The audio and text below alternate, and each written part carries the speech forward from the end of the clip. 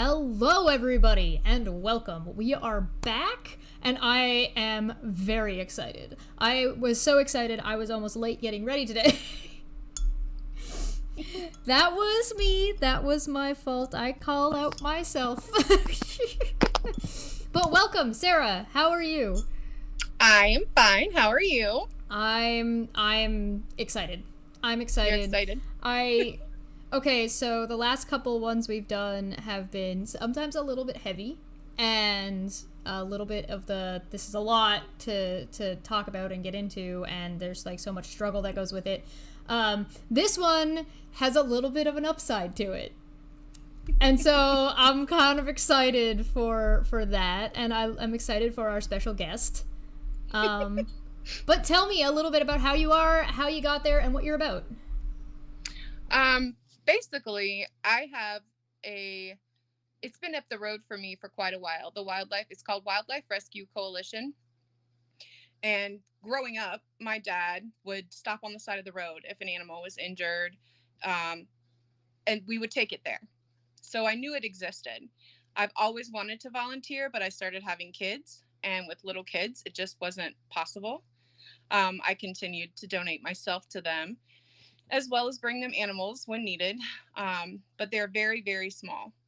It was founded by a woman who found a need. You know, animal care and control here does not handle wildlife. Florida Fish and Wildlife euthanizes. They don't have the network. I mean, they will try and find somebody, but if they can't find somebody to take the animal to rehab, they have to euthanize. So there was a need here locally, and she decided that she was going to start doing it herself. And it started just with her. Her name's Barbara, and she did it in her backyard for years. And then people started wanting to help in some way besides financially. And she is very particular about who she trusts. And so it took her a while, but she decided to open it up, and I started initially just volunteering on the phone. That was what I was going to do. Just answer phone calls and then contact other rehabbers to see if they had space, to see if they had whatever. And then Pete came in. I got a call about him and had a spot for him. So I agreed just to keep him for 24 hours, till we could find somewhere else for him to be. And that 24 hours has turned into 2 months. He came in October the 8th. And so we're just at 2 months now. And when he came in, he was a juvenile. He was little bitty, like he fit in the palm of my hand. And he was pitiful. I didn't know he was going to make it the first 24 hours. I was very scared. Well, we've got a couple of pictures of that. Do you mind if I throw those up while you're kind of... Please do. Look at him!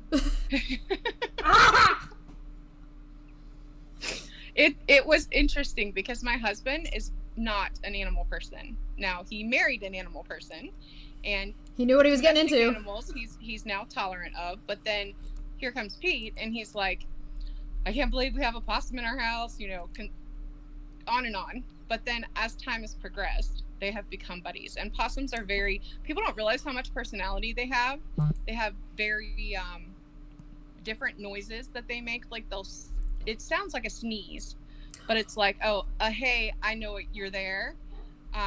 They grumble at you, and their way of affection is basically dropping their tongue out of their mouth, slobbering, and then rubbing it all over you. Oh my god. Schlubbing? Schlubbing? Well, I'm keeping that forever. Okay, schlubbing in the chat, please. Everyone schlubbing. Schlubbing in the chat. So when you see somebody that you say you're happy to see, instead of like glomping or sending huggles, schlub. Yep. That's what it is now. I'm keeping that.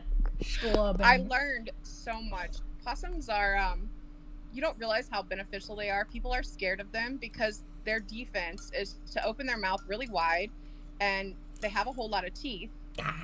But even in his state, as injured as he was when I brought him in, never once. And none of them that I've had any interaction with, and none of the other rehabbers that I've spoken with that have rescued or rehabbed a possum has ever had a bite. They're basically big bluffers. Yeah. And it's how they get injured. The phone call I got was that he had been hit by a car. He was in the middle of a highway. and a lady stopped to pick him up, but it wasn't a car accident. He had been attacked by something because he had bite wounds at his neck and his hip and little bite marks all over him. He was a mess. Yeah, exactly. He was a mess. And his eye is permanently gone.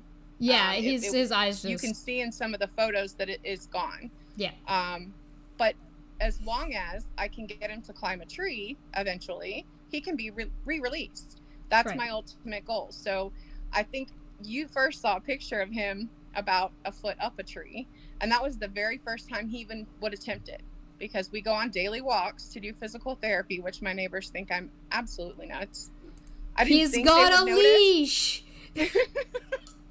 I thought they'd think it was like a small, ugly, furry dog. But they stop and they're like, is that a possum? I had one in my backyard. I'm like, this is not the possum from your backyard, but yes, it's a possum. It could be the possum from your backyard. When I figured out that I could put him on a leash to get him out there, I was like, okay, because trying to figure out how to do physical therapy with a possum doesn't really... There's no manual. We didn't consider this before. How are we gonna figure this out? Yeah. Exactly.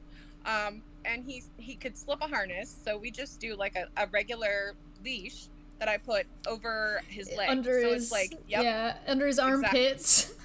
Yep. And he can't slip that. But even if he did slip it, it's like, where are you gonna go, buddy? You can't get up a tree yet. I love him so much. And he has a home here permanently if he can never completely recover. That's not my goal. I want him to go back where he came from. Yeah. But if he can't, he already has one strike against him with his eye.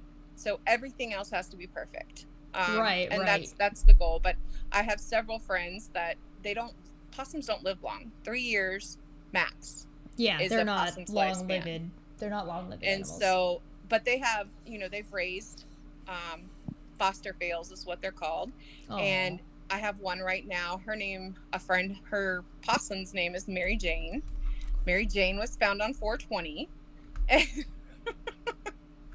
And Mary Jane dresses up for holidays and, has Halloween costumes. And another of our rehabbers was a teacher, an elementary school teacher. And she wrote a book about her possum's name was Pete too. Pete the possum goes to school because she would take him to school every day. Yeah. When she got him, he was a tiny, had to be tube fed baby. Yeah. So his mom had been killed, and so had two of his siblings.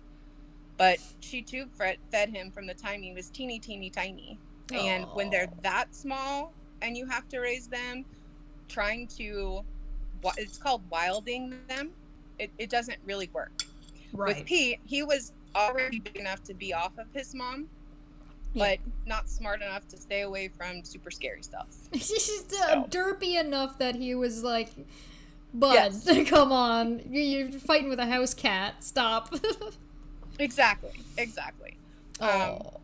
The little buddy. The rescue it's so dear to my heart because these women, just like I do, put all of our own money into it. We have vets that for certain circumstances will do all the vet care for free, but a lot of the care as far as medical, we have to depend on donations or financial donations to get the supplies. Like I have to, when I bring an animal in, if they need fluids, I have to do that. Yeah.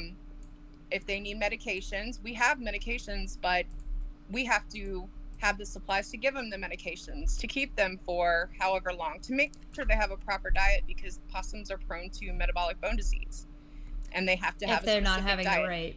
Yeah. You wouldn't think so, because I think they're the only animal that is absolutely immune to botulism. So they can eat gross, nasty stuff and not get sick.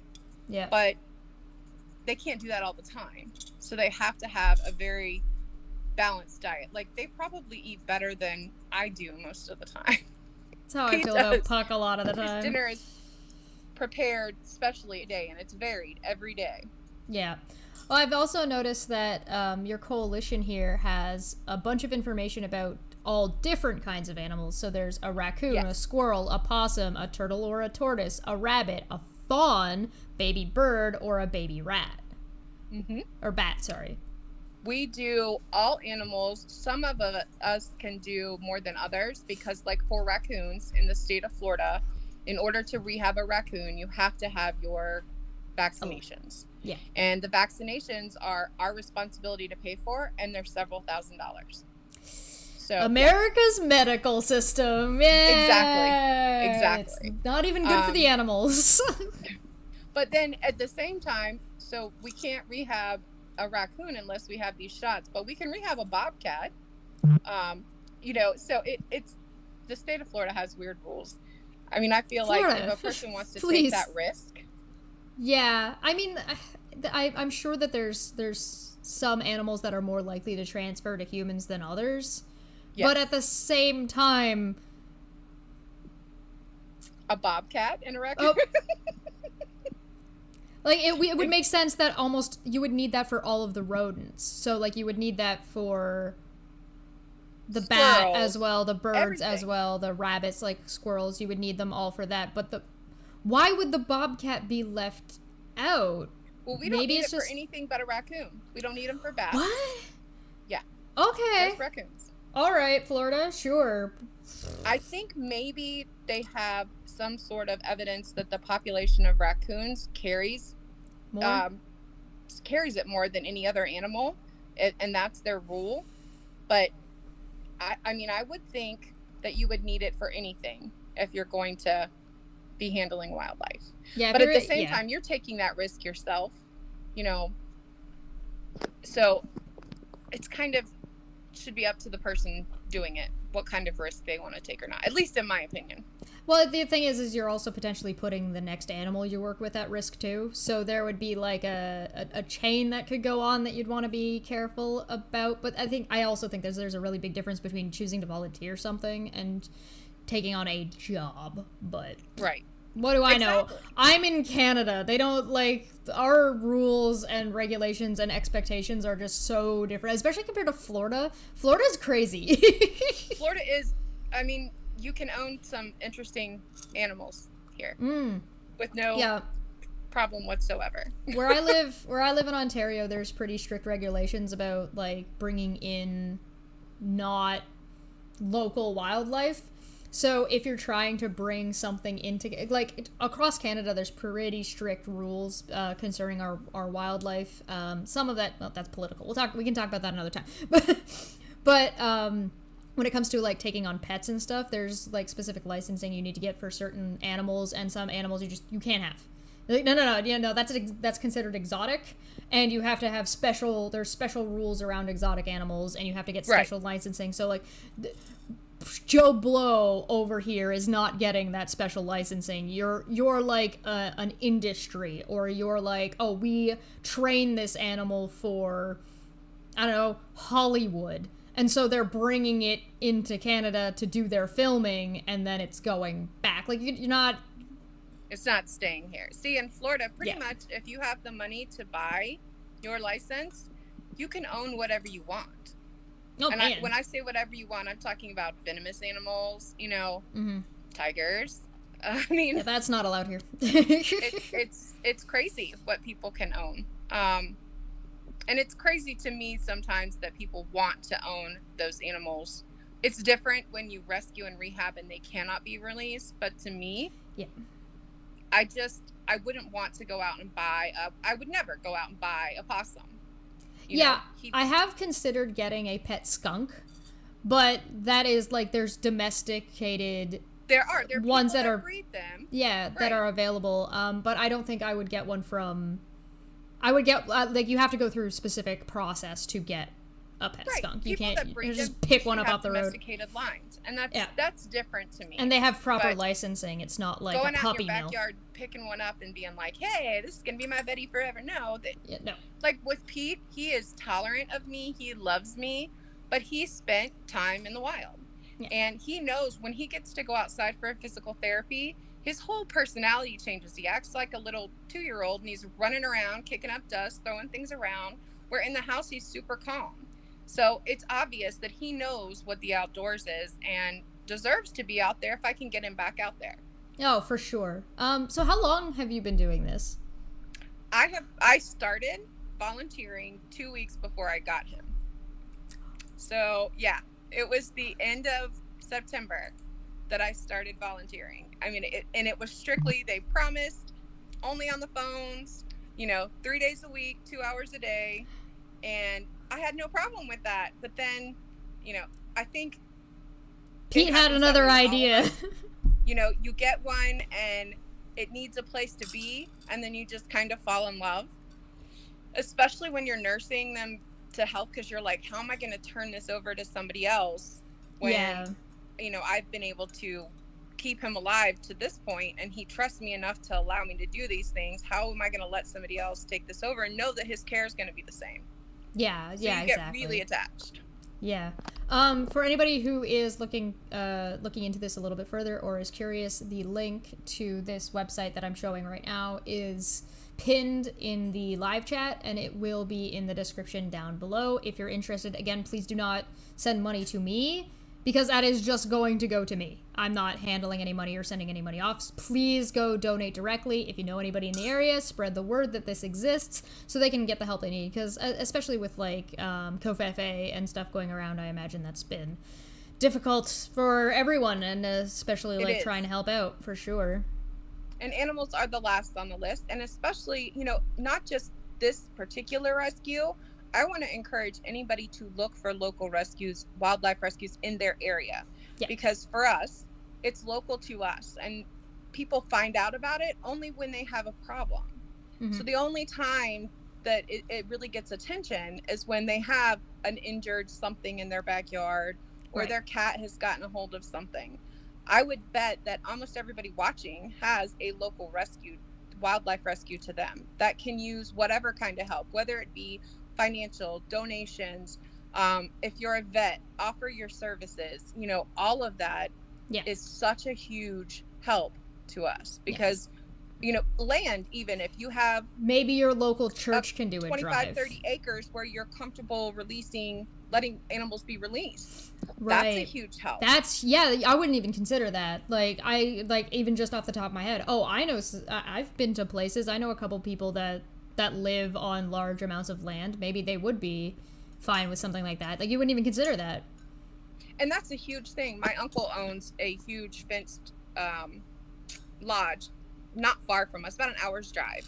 And the fact that he will allow us to release animals back onto his property is a huge deal, because you don't want to release them in a suburban neighborhood. It's just going to happen again. And you can't put them off on the side of the road. Right. That's no good. You have to find somewhere for them to be. Yeah. We have some donors that basically they set up platforms on their land for people that have babies that they've raised from babies up. So they get to be wild, but they also get fed at least twice a week. They fill these platforms with food. So several of them do raccoons, several of them do opossums. So if they come there and they can't find food, there's food for them there. And so they still get to remain wild, but they get to make sure that they have dinner every night. Yeah, so like they're not totally domesticated, but they're not totally wild either, if they're in that kind of weird in-between position. A lot of people have possums and raccoons both that frequent their house, that they feed, or they get into the cat food, and they're attached to them, and it's a good thing. Some people are like, oh, well, you're gonna get this, you're gonna get that. They're not gonna mess with you unless you mess with them. And the fact that they're on your property, there are benefits. Especially with like opossums. Yep. They are a huge help with Lyme disease. They're immune to Lyme disease. They eat ticks. And they love ticks. So, they're eliminating part of the problem. And a lot of people don't realize that. Yeah, there's things with skunks. Skunks eat grubs and dig up gardens. That's actually very good for your garden to have it dug up, because it tills all the soil around. Absolutely. They used to be, they actually used to be kept as like more pets back in the day when farming was the big thing. So a lot of farms would have possums and skunks around because it was beneficial for the ecosystem. Right. So the thing is with raccoons is they're little, and I understand it. I recommend, if you do have an animal and you are concerned about it being around, well, one, just call and you can ask for information. Sometimes they don't have to do anything. They're just like, you just need to know what the boundaries are with that animal. And sometimes you need to be concerned, if you are worried or you're concerned that any animal is going to give you rabies. If you know what the signs for rabies are, I assure you, you will not be confused by another animal potentially having rabies. If an animal has rabies, you will know. Just be sure to look up what those things are. With us here, we have people frequently call saying that they think that a raccoon has rabies, and typically what it is distemper. Yeah. And it's when you see them out during the day acting strangely, not just out during the day, because people freak out about that, but if they're out during the day and approaching people for no apparent reason, that's a question mark. You want to call somebody and have somebody come and check that animal. If they're out during the day just laying out in a field not moving, but you can tell that they're alive, then that's probably a sick animal. But if you just see one in a tree or kind of walking along being nosy, that's not that big of a deal. Animals do move around during the day sometimes if they have to. They prefer nighttime, but they do move around. Yeah, most animals. Distemper is a much bigger problem with raccoons here than rabies is, and that's what's funny to, like, for us, when we know we have to have rabies vaccines, it's like, but that's not really the problem. The problem is distemper. Mm-hmm. And even that's another thing, is when we get animals in that are past the point of return, it's not like we can take them into a vet for euthanasia. Part of our license is that there are people within our agency that are licensed for euthanasia. So like our director, that's 100% her job. And I don't know that I could do that, because I would say 95% of the animals that go into her, she does have to euthanize. And that's heartbreaking. Yeah. And sometimes it's better for the animal, where it's just it definitely is better for the animal. And I'm glad the option is there. Yeah. But it's not something that people don't even think about, how much it costs for us to buy that medication to give that animal some peace. Yeah. They just want that animal gone out of their yard or whatever the case. Now, not everybody's like that. I have 3 animal care and control officers that have my phone number and text me directly, going against the orders of their own agency, to see if there's places available. Yeah. Like their standard protocol is, if they get an injured raccoon or possum or something like that, it's euthanasia. But they will contact me to see if I have somebody that is able to rehab them, can help, or at least evaluate them to see that if they can be rehabbed. Because sometimes, like with Pete, if they had seen him the night he came in, they probably would have euthanized him. Yeah. He wasn't moving. He couldn't use 3 of his legs. It was bad. Yeah. I didn't know he was going to make it 24 hours. But then when he did, and even then, he started getting better, but his legs still weren't working. And it took time up until the picture of him climbing the tree. That one back leg wasn't working at all. Right. So it's been a slow process, but he had a chance, and he has a chance to, go and do possum-y things. Yeah. Hanging out in garbage cans, yelling at people, looking scary. He acts like a big baby, actually. It's funny because we have cats too, and the cats are like, is this one of us? Is this not one of us? Are you a cat? What is this thing? What are you? April asked a really good question. She asked, are there animals you can't or won't help with, like bears or snakes or anything like that? I imagine there's probably some rules about bears. We will help anything. Now, with bears, with an adult bear, there are just a handful of rescues that will help them. And so if they don't have space or availability, then we contact FWC, and they are responsible for going out and euthanizing a baby bear or whatever. There are more availabilities for them to get the help they need. That makes sense.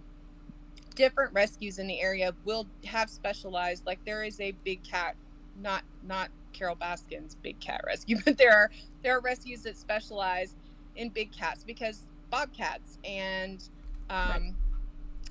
jaguars, they're mountain Cougars? lions, jaguars, Mountain cougars, lions. whatever you want to call them, they all look the same to me. But They're they the have same been animal. here. They're the same animal. And for us, like, there are only a handful of us in our organization that are comfortable with reptiles. So I get a lot of reptile calls. I get a lot of turtle calls. I get a lot of, a lot of turtle calls. Gopher tortoise season is right now, and the males are crossing roads, and it's, you know, they're stubborn. People think if they stop and turn them around and put them back where they were coming from, that's the opposite. That's where they're trying to go. Put them on the opposite side. Right back in the road. If you want to help a turtle that's trying to cross the road, put it where it's going, not where it came from, because it's going that way for a reason. Yeah, and people don't realize that their shells can be repaired. Yes. You know, it's, I will say for me, it's been so, what's the word I'm looking for? It's just been so, it heals my heart to be able to help. It's good for you. It's fulfilling. My vet has been very great with showing me, you know, how to give fluids, how to give subcutaneous fluids, how to do all of these things that I wouldn't know how to do otherwise. And watching them go from barely moving to being sassy and grumpy and loving on you is amazing to me, and worth every bit of heartbreak that I have to deal with for the ones that don't make it. Yeah, and I imagine you run into that a little bit, but once you sort of get used, once you learn to deal with the fluids, once you learn to deal with an injury, that's something that you carry with you forever. That's a transferable skill. You can take that anywhere you go. And that's very useful because, you know, sometimes the stuff that you learn on an animal is going to be useful on a person. But I imagine that once you sort of get used to it and get a little bit desensitized to it, it's pretty easy. It really does. My best friend's cat had a grub that grew in its neck and came out, and she was losing her stuff. And she's like, you need to come over here, and you need to fix him, and you need to blah, blah, blah, blah, blah. And I'm like, it's not that big of a deal. It's really not that big. But you don't understand. I'm like, yeah, I do understand. I know exactly what it is. And so I spent a week going over there every day doctoring this cat's neck because she just couldn't deal with it. But gross doesn't bother me. So, and it never has. My mom was a nurse, and it just was part of everyday life, so gross didn't bother me too much. Gretchen said, I have moved many turtles across the road here in Missouri, but I won't touch snapping turtles. Those are demons. they're I can respect that. They're not very nice. There's ways to help them without getting near the bitey end. You also need to be careful of their little claw hands. Oh yeah. That was the other thing, speaking of claw hands, with Pete. I had never seen a possum's hands up close. I'd seen a raccoon. They got little hands! But he has little hands. I don't know if you can see him in there. Oh, there he is. Just chilling out. He's hanging out. Oh. Yeah, he's got his nose buried. But he's got these hands. Sticking a snooze. Like nothing I've ever seen before. I couldn't believe it. I'm like, those are like little human hands. They have little thumbs and everything. And we'll grab. Like, if he wants something and you're trying to take it from him, you can't get it from him. It's mine! It like a toddler will, and fight you for it. With his big open mouth that he's not gonna bite you with all his big teeth, he's just screaming.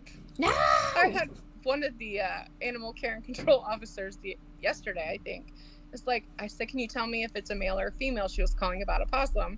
And she said, well, how do I tell? I said, well, pick it up and look underneath it. Well, how am I supposed to pick it up? Isn't it going to bite me? I'm like, don't you have leather gloves or something? It won't bite you, but if you feel better, put some leather gloves on. I like him eating out of the spoon. It's so cute. I didn't think I could love a possum. When I took him in, I thought I would just be like, okay, I really care about these animals. I want to make a difference.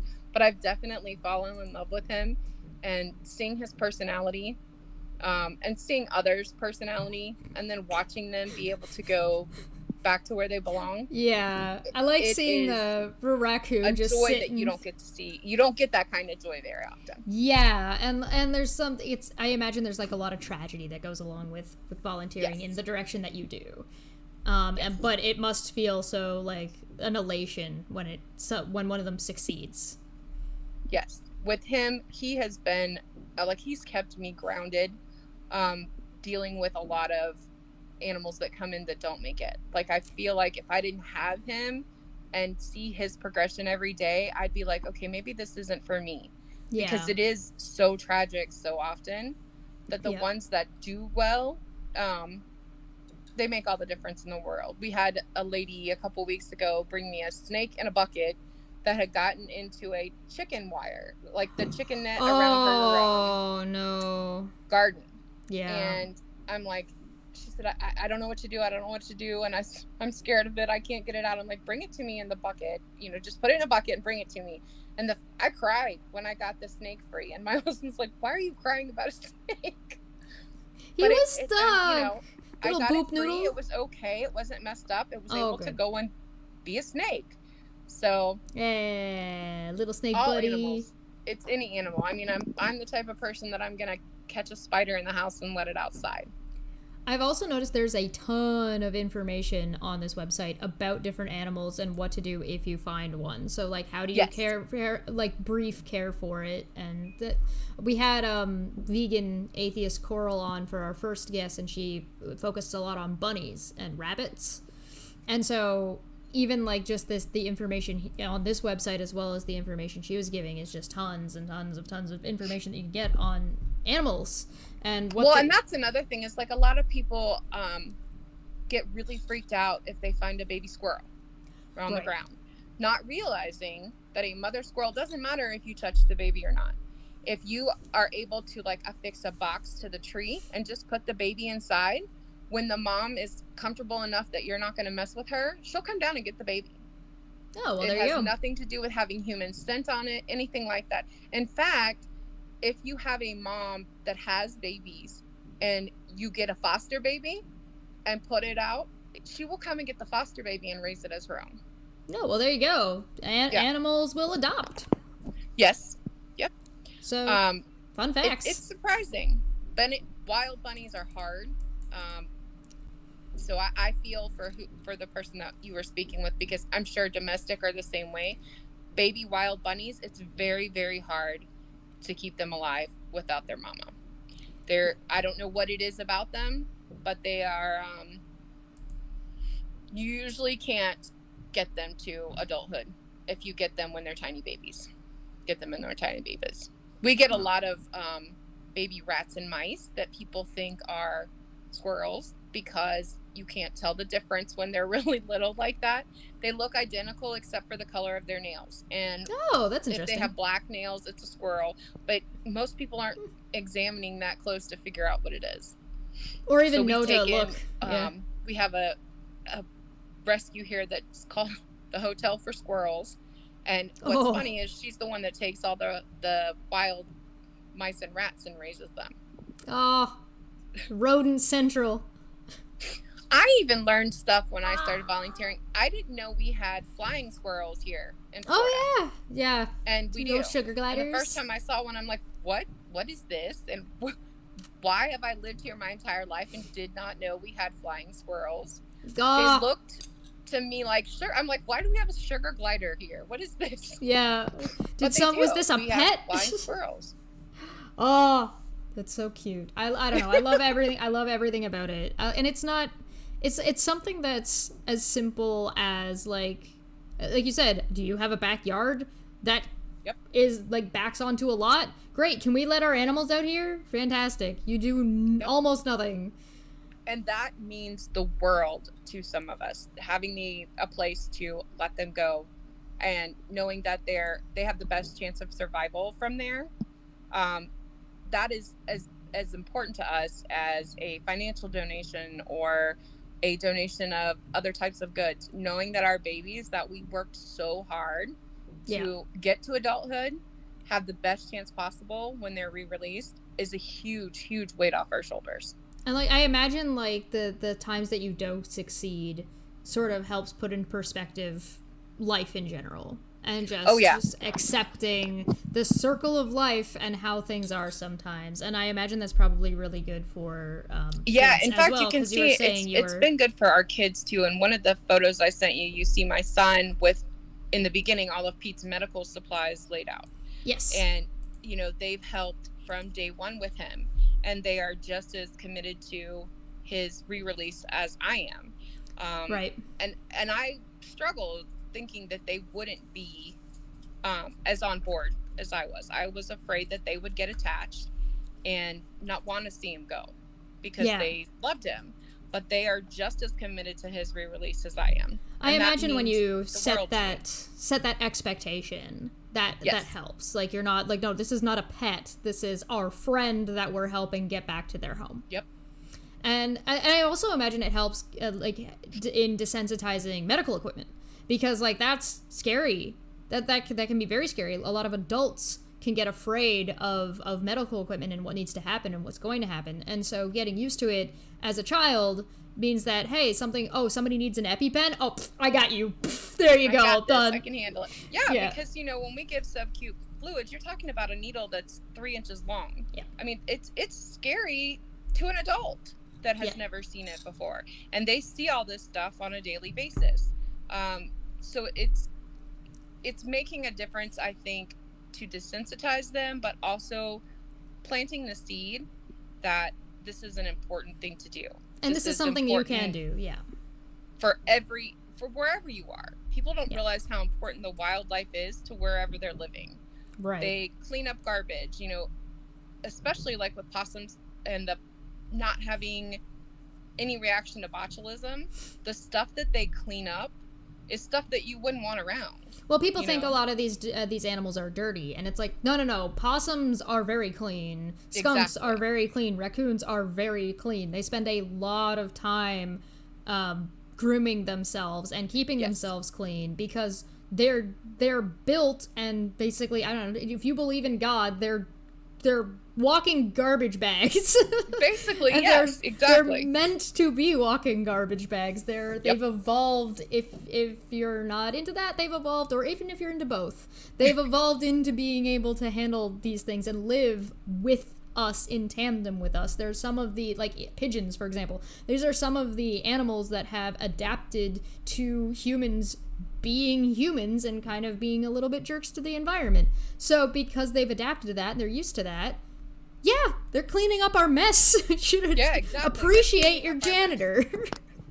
It's funny because with Pete, as I learned, it was a question that I had eventually. I was like, why does he keep like hiding when he goes to the bathroom, he'll bunch it up in a corner and try and get away from it.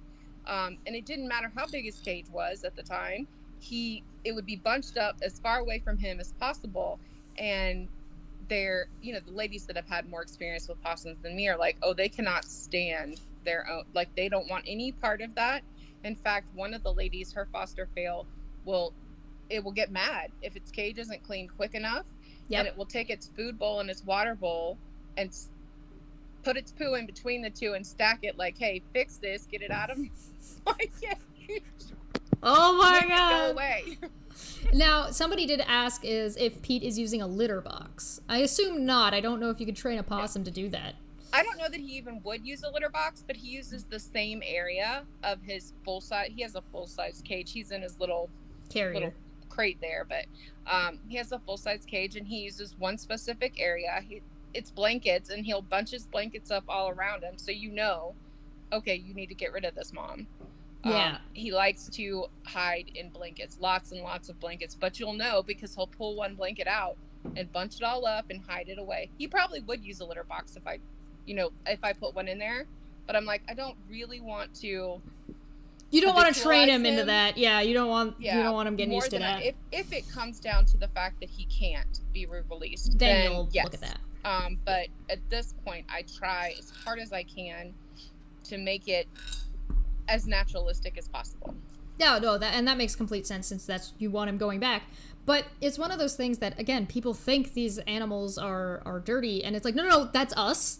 We're the ones that are dirty. We're the ones making the mess that they're cleaning up. They're the clean ones. They want no part of any kind of mess. Yeah. I mean, he'll get messy with his food, but it lasts it'll be all over his face, and then it's gone because he doesn't want. He's not going to waste it. No, not at all. Yeah. Amy in the chat said family bonding experience. My daughter and I used to volunteer at our wildlife rescue, and that's what you had said with your dad, is that you used to the animal on the side of the road, pick him up. My dad, anytime there was an animal, he would stop. And so that was something that I had always done. Even now, if he finds an animal, he'll call me and he'd be like, I'm bringing this to you, whatever. But my neighbors have called me Snow White forever. I have an owl that lives in a tree here that has and she'll come down within 2 to 3 feet from me just to hang out and watch. But it took years for me to get her to come to that point. She used to just sit on the power line and watch, and then she kept getting closer and closer and closer. There's something about them. They're innocent. They're not, I don't know, they're a whole lot less drama than people. That's fair. We are doing an entire month based on not that. So. Exactly. We gotta put in a concerted effort to not be talking about nonsense, whereas these guys are like, listen, I'm busy. I have time for this. Exactly. You have to earn their respect. It's not just given. You have to earn their trust. And I would honestly, any animal I would trust more than somebody telling me that they're a good person. You can judge. I'm serious. You can judge you're not wrong. by how animals react to them. That is true. They go on instinct and what they've witnessed or what they sense. They don't just trust somebody. So I don't know. I don't trust Puck's sense of people. He loves everybody all the time. So you'd have to be a pretty awful person for Puck not to like you. That would be a huge red flag. We have one that's friends with everybody, but we have one that, a little more guarded. If she has a reaction, there's a reason she's got a reaction. Yeah. It's my son's dog, and she's very she picks up emotions, and she'll try to take emotions. Like if she thinks my son's upset or thinks that any of us are upset, she'll try to take that. Like, she's like, no, you're not gonna get up in your face and love on you. So if she's like growling or has a reaction, it always causes me to pause and be like, yeah. Who are we letting in my house? I mean, to be fair, the dog's been around longer. Exactly. And even that's the other thing, are people like, with dogs and cats, have you not had a problem having Pete in a house? No, because they've lived their whole, Nope. We lost your audio. Uh-oh, we lost audio. Oh, there we go. Hello? I think I lost it. There you go. We're good. We can hear you now. Oh, nope, she's gone now. Alright, well, I'm sure she'll come back in momentarily.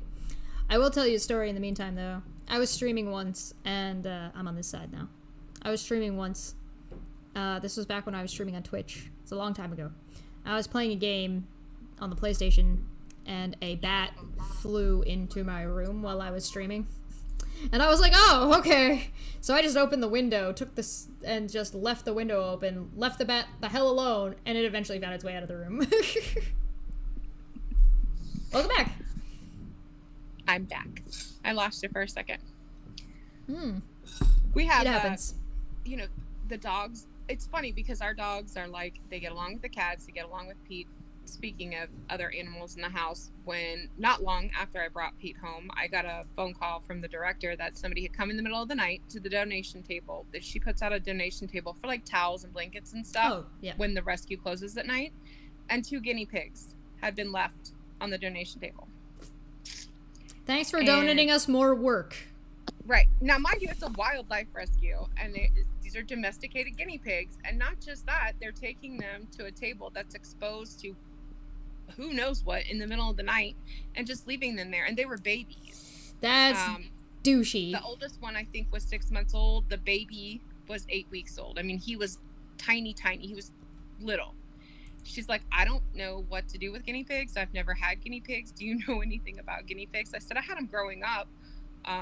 If they're both the same sex, I can take them because I don't want babies right now. I said, do you know how to sex them? She's like, no, I don't know how to do that either. I said, well, I'll come up there. And we ended up with 2 guinea pigs. Yeah, there you go. it's not, and that's not uncommon. Pretty much, if somebody in our system wants a pet, if they wait long enough, we're going to get a call about it, or it's going to get dropped off.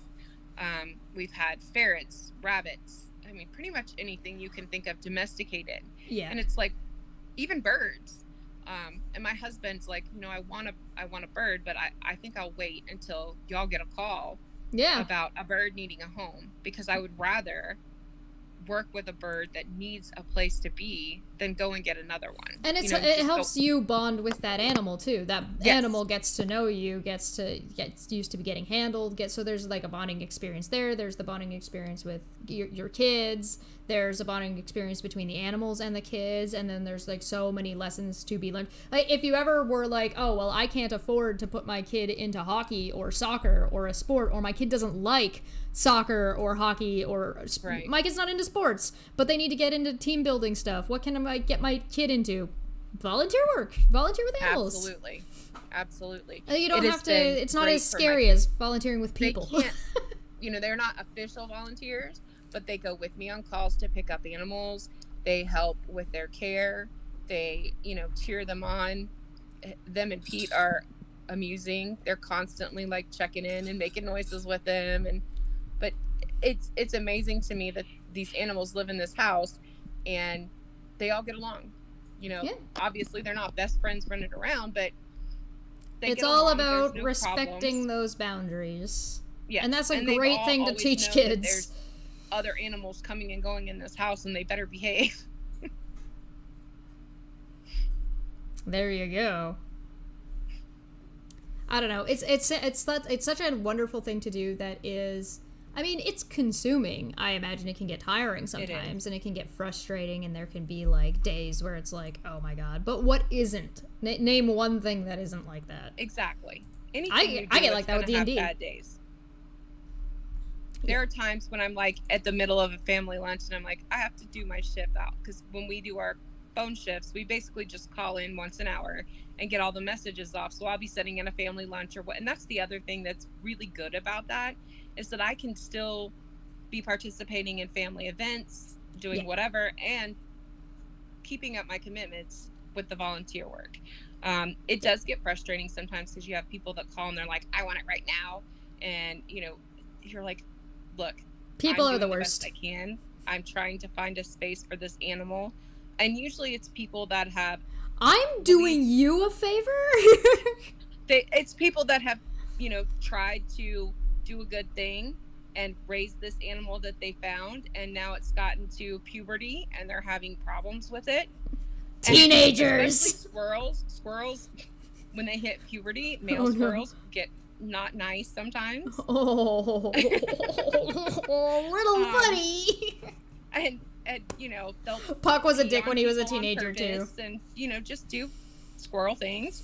And it's like, I understand that you're frustrated. I understand you try to do a good thing, but I cannot just make a space available for this animal when I have other calls of animals that are physically injured that need our care, and this animal has a safe place to be right now. Yes, it's annoying you, and I will do my best, but don't make demands of me. I'm doing you a favor. Exactly. This is why nobody lets me go anywhere. I can't be allowed on phones. We have a volunteer that is like that. She's not allowed on the phones because she is no holds barred, and I love her for it. She will get sassy in a heartbeat. She is the last line of defense when you've got somebody on the phone who is the worst and who will not be handled by anybody else, and everybody else is like, we tried to be as nice to this person. We've passed you through 3 people. You're at the end of the line. Exactly. Janet! You're gonna get cussed out. Sorry about your luck. We tried to help you. Too, because she gets, frustrated because she has people that, if you weren't going to commit fully to raising this animal and caring for it, what are you doing? And now you want us to fix a problem that you created because you thought you were going to make it your pet.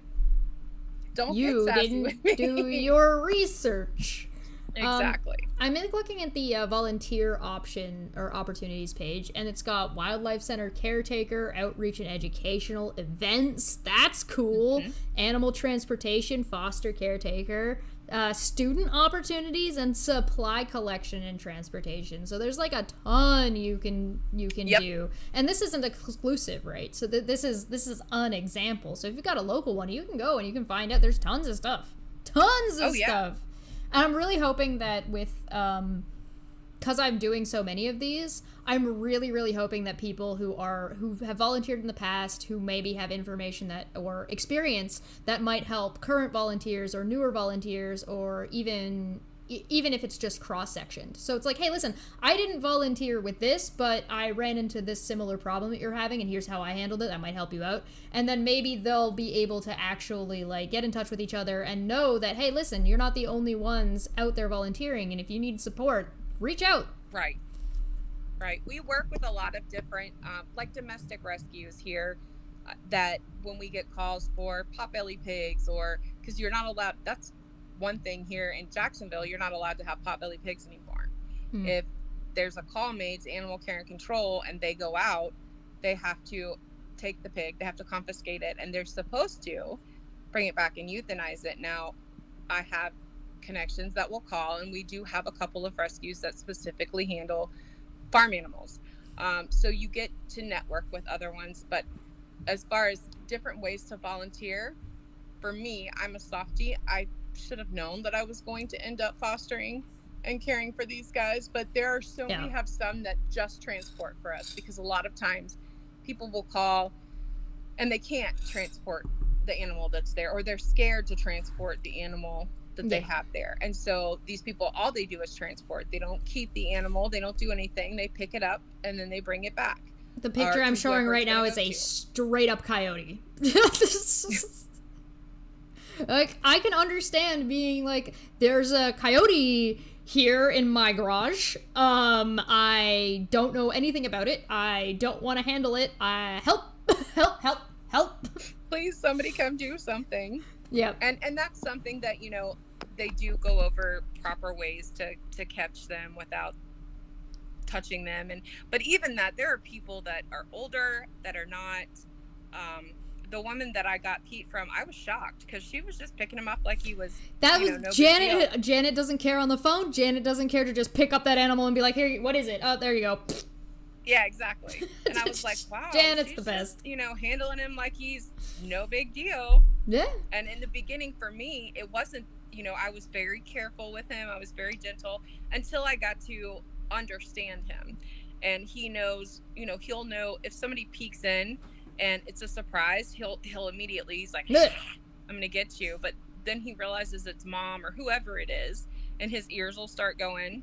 His little ears are like little satellite dishes. Oh, I know who you are. Okay. Exactly. Okay. And then his nose is going, and then you're like, oh, he's mom. And I understand it with him too, because a lot of times if you come in on his bad side, he doesn't have any clue who it is. There's no eye there for him to see out of, so he's just, whoever that is, I'm gonna scare away with my big scary mouth. Nah. Not that it does much good. No, didn't help him enough. Yeah. There's something about just pictures of raccoons, or not raccoons, possums that are yelling, like, because they're not really yelling, but in my head, I just imagine them just screaming, because they're just like, their teeth are out, their heads are back, and they're just like, everything are out. And that's the step before their whole full playing dead. And people don't, that's the other thing, people don't realize that they can play dead for up to 6 hours. Oh my god, 6 hours! Yes. She's like, I just know this possum is dead. I just know it is. And I'm like, does it look like it's been injured? No. I lifted my trash can lid and it was there and it's dead. And I'm like, ma'am, I'm pretty sure it's not dead. It's probably playing dead. But it's been there for like 2 hours. I said, they can play dead for up to 6 hours. Leave the lid off the garbage can, lower it gently on its side, and it'll go away. And she called me back 30 minutes later. She's like, oh, you were right. It wasn't dead. I was like, I told you, they can play dead for up to 6 hours. And they're very convincing. And more ways than one. They don't just drool, and they do gross, let go of their bodily functions to convince whatever it is that's trying to get them that they're dead. Yeah. So. Oh my god, 6 hours? They're quite They like pick up their tail and just drop it. People are like, I just know it's dead. I just know it is. And I'm like, nah. You know, if you don't see any injury and it's just kind of chilling and you shocked it, it's probably not dead. It's probably fine. It's probably just like noping out of life right now. Exactly. Now, raccoons will get into trash cans and get stuck because... Yes. Uh-oh. We lost you again. One more time, in and out. Oh.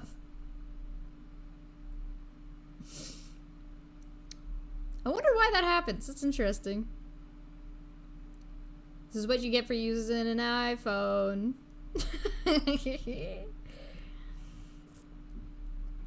Well, for everybody who's curious, what we'll probably do is we'll probably get this last story out and then we'll start wrapping up. So if anybody is interested in learning more about this or learning more about their local area, please check out the link that is in the live chat, as well as the link will be left down below. If you are somebody who is interested or works in wildlife, or you're somebody who wants to volunteer and wants to try different areas, you know, find people.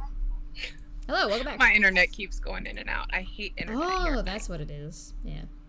Well, we're all past the 1 hour mark, if I'm not mistaken. Oh we're my gosh, close to we've it. been on here for an hour. Yeah. Wow. So if you want to finish up your last story and then tell us any last words you have or anything you think we should visit or advice that you can give to anybody that's maybe looking, or one thing that you've learned that you're like, this applies across the board, let us know. What do you think? I think that fear causes a lot of people not to help. And I feel like even if you are scared, look around in your area to see if there is an agency that can help that animal, because every single, from all the way down to the little lizards, all the way up to the big scary ones, they have a purpose. They're beneficial to the area. And if we lose those animals, you know, what kind of world are we going to have? You know, people don't realize the jobs that they do. Each creature has a job, some way to keep the ecosystem going, and just losing one of them is going to make an impact that we can't correct as humans. So even if you're scared, make sure you try and help to the best of your ability. And if you want to make a difference and want to get involved, reach out to a local rescue, whether it be wildlife or domestic in your area, and see what type of volunteer opportunities they have. You don't have to be hands-on. It could be phone calls. It could be going to schools and talking to students. It could be a lot of different things. But if you want to make a difference, reach out and help. No, that's fantastic. I agree. I'm probably going, once the new year comes around, I'm going to have to see what I can do. At this point, I can't foster. Puck will not let that happen. He is a very much a mama's boy, and anything else getting attention, he's just like, has none of it. But thank you for joining us. Thank you, everybody who joined us. Thank you for having us. Like and share. Thank you, Pete, for joining us. Thank you, Sarah, for joining us. He's yawning. Oh, little buddy. He's so cute. Oh, my God. Well, please like and share this around so that way word can get out for this specific rescue, but as well as anybody who can find their local rescues. Just get the information out there. Again, if you would like to donate, this is not a donation drive, this isn't a fundraiser or anything like that. Please go and donate directly, or find your local shelters and donate there if that is something that you're interested in. If not, just sharing the word helps, because that just means people are more aware that these places even exist, and maybe they can either volunteer some stuff, or maybe it's just, sometimes just being aware is really nice. Have a conversation about this in a bar, and then maybe somebody else will hear it and be like, oh, wait, what's that? Please share the information as much as you can. It's always good if like larger streamers even can pick it up, because I'm tiny, so... Yeah, but just the fact that you offered your platform means the world to me. Well, thank you. Thank you very, very much. I'm hoping to do this again in another set of months from now, and I would love to hear and have you come back and see what you're up to next, and what new animal you have, and what you've learned from then to now, because you're still pretty new at this. So, absolutely. Seeing you grow and where you go, and seeing if you still have Pete or not, and how he did and if he made it. Sweet little buddy. I like it. All right. I can't wait to do another one of these at some point. Let's get Petey back up on the stream for a little while so everybody can see him in his cute little rainbow little collar under his armpits. I love him. I love him so much. Thank you for joining us.